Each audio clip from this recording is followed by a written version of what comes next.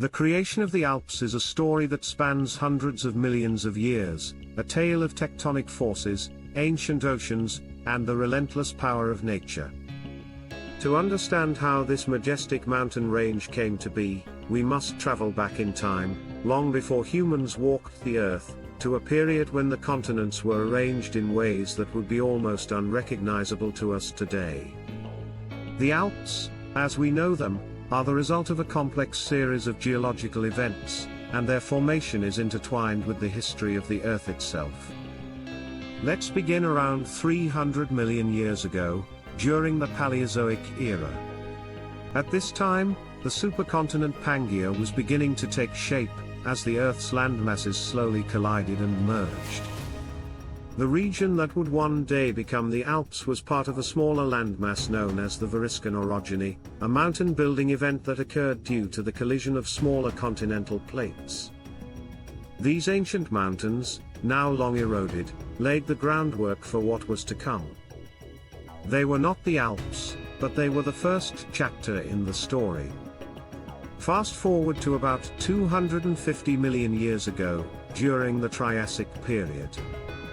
Pangaea was fully formed, and the region that would become the Alps was located near the equator, covered by a shallow sea known as the Tethys Ocean.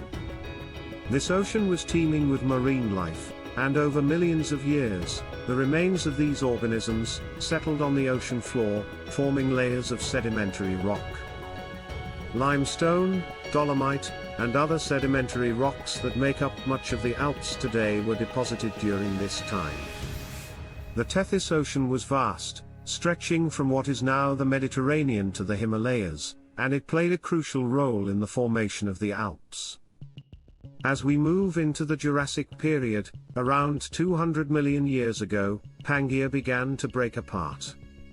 The Tethys Ocean expanded, and the region that would become the Alps was now a passive continental margin, much like the eastern coast of the United States today.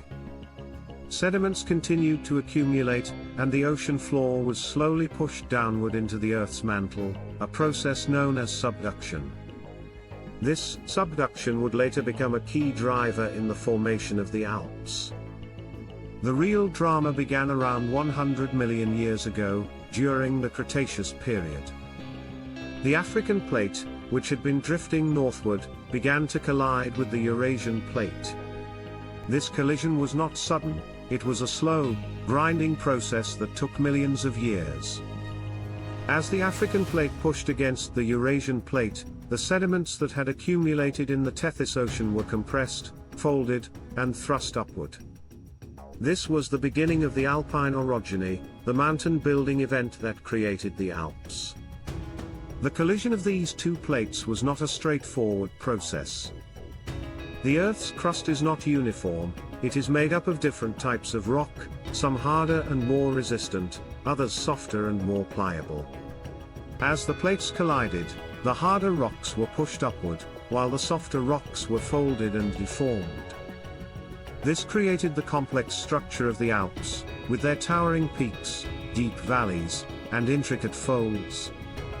The process was further complicated by the presence of ancient oceanic crust, which was thrust upward to form ophiolites, sections of the Earth's mantle and oceanic crust that are now exposed at the surface. By around 30 million years ago, during the Oligocene epoch, the Alps had begun to take on their modern form. The collision between the African and Eurasian plates was still ongoing, and the mountains continued to rise. However, the forces at work were not just pushing the mountains upward, they were also causing them to spread outward. This led to the formation of the foreland basins, low-lying areas that surround the Alps and are filled with sediments eroded from the mountains. The Molasse Basin, for example, which stretches from Switzerland to Germany, is one such foreland basin. The rise of the Alps was not a steady process. It occurred in phases, with periods of intense uplift followed by periods of relative stability. Around 20 million years ago, during the Miocene epoch, the Alps experienced another phase of rapid uplift. This was driven by the continued convergence of the African and Eurasian plates, as well as by the subduction of the Adriatic plate, a smaller plate that was being pushed beneath the Eurasian plate. The result was the formation of some of the highest peaks in the Alps, including Mont Blanc, which at 4,808 meters is the highest mountain in the range. But the story of the Alps is not just one of tectonic forces and geological processes. It is also a story of erosion, of ice and water shaping the landscape over millions of years. During the Pleistocene epoch, which began around 2.6 million years ago, the Earth experienced a series of ice ages. Glaciers advanced and retreated across the Alps, carving out deep valleys, sharp ridges, and U-shaped valleys. The Matterhorn, one of the most iconic peaks in the Alps, is a product of this glacial erosion. Its distinctive pyramidal shape is the result of glaciers carving away at the rock from multiple sides. The glaciers also left behind other features that define the alpine landscape. Cirques, or bowl-shaped depressions, were carved out by glaciers at the heads of valleys.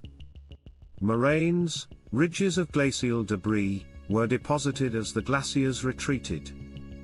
And the lakes that dot the alpine region, such as Lake Geneva and Lake Como, were formed by glacial activity. These lakes are not just beautiful, they are also a reminder of the power of ice to shape the land. The formation of the Alps has also had a profound impact on the climate and ecosystems of Europe. The mountains act as a barrier, influencing weather patterns and creating distinct climatic zones. The north side of the Alps tends to be cooler and wetter, while the south side is warmer and drier. This has led to the development of diverse ecosystems, from the lush forests of the northern slopes to the Mediterranean vegetation of the southern slopes. The Alps are also home to a wide variety of plant and animal species, many of which are found nowhere else in the world. But the story of the Alps is not just one of geology and ecology, it is also a story of human history and culture. The Alps have been inhabited for thousands of years, and they have played a central role in the development of European civilization. The ancient Romans, for example, built roads and fortifications in the Alps, and the mountains have long been a key trade route between northern and southern Europe. The Brenner Pass, which crosses the Alps between Austria and Italy, has been used since prehistoric times. The Alps have also inspired countless legends and myths. In Swiss folklore, for example, the Alps are said to be the home of dragons and other mythical creatures. The Matterhorn, with its dramatic shape, has been the subject of many stories and legends. And the story of Hannibal crossing the Alps with his army and elephants during the Second Punic War is one of the most famous episodes in ancient history. While the exact route Hannibal took is still debated, the story is a testament to the enduring fascination with these mountains. In more recent times, the Alps have become a symbol of natural beauty, and a destination for tourists from around the world. The first ascent of Mont Blanc in 1786 marked the beginning of modern mountaineering, and since then, the Alps have been a playground for climbers, skiers, and hikers. The construction of railways and tunnels, such as the Gotthard Tunnel in Switzerland, has made the Alps more accessible, but it has also raised concerns about the impact of tourism on the fragile alpine environment. Today, the Alps are facing new challenges. Climate change is causing glaciers to retreat at an alarming rate, and the loss of ice is having a profound impact on the landscape and ecosystems of the region. The permafrost that holds the rocks together is melting, leading to an increase in rockfalls and landslides. And the changing climate is also affecting the plants and animals that call the Alps home. Some species are moving to higher elevations in search of cooler temperatures, while others are at risk of extinction. Despite these challenges, the Alps remain one of the most awe-inspiring landscapes on Earth. They are a testament to the power of the Earth's tectonic forces, the resilience of nature, and the enduring connection between humans and the natural world. The story of the Alps is far from over. It is a story that continues to unfold, shaped by the forces of nature and the actions of humans. And as we look to the future, it is a story that reminds us of the importance of preserving and protecting this incredible landscape for generations to come.